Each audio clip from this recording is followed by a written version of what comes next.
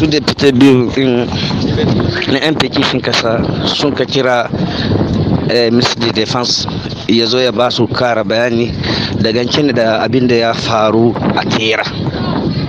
Ya zo shi minister ɗin da yake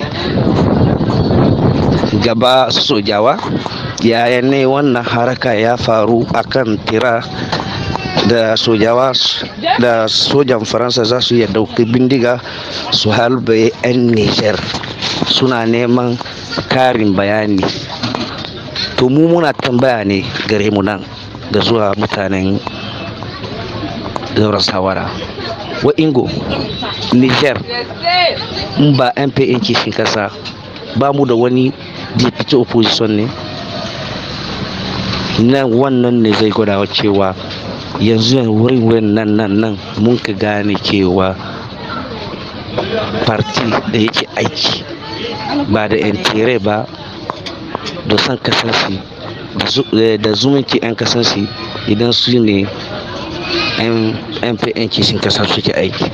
Wannan a matsayi na 'yan kishin kasa a matsayi na patriotism Niger alfahari ne zuwa wajena da sai abu ne yanzu cikin zahin da muke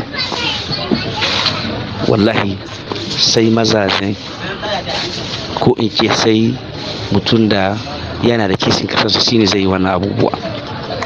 Lalle partin mu ya samu suna shi. Ina su lumana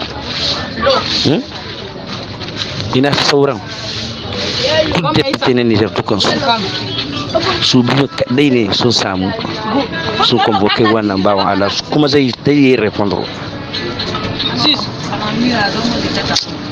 Wallahi sauran da fice sun gabo ne billahi lazi Allah waɗansu wallahi. Amma nan wallahi mu ce alhamdulillah mu a bangaren mu lalle mu sauko da nauyi a wajen a bangaren parti din mu.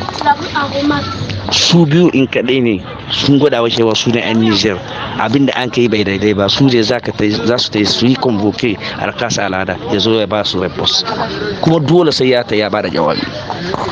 Jama'a ku ce alhamdulillah wallahi da yalle yau ne na tabbata cewa kullum ina kan tabbatar akan gaskiya ne kishi kasa yake. Yau ya kara gwada mini cewa akan gaskiya ne yake zagorancin su kuma duka wannan na president party ne za ka samu dama iya wannan. Masha Allah muna tare. Allah ya samu ci gaba. Allah guda mun zaba mai zuwa za ku gani difference da yawa. Masha Allah wannan nan 'yan Niger zai tire attention insu su gane cewa su suna da masoyin Niger ba son kudi da son duniya gare su. Mun gode.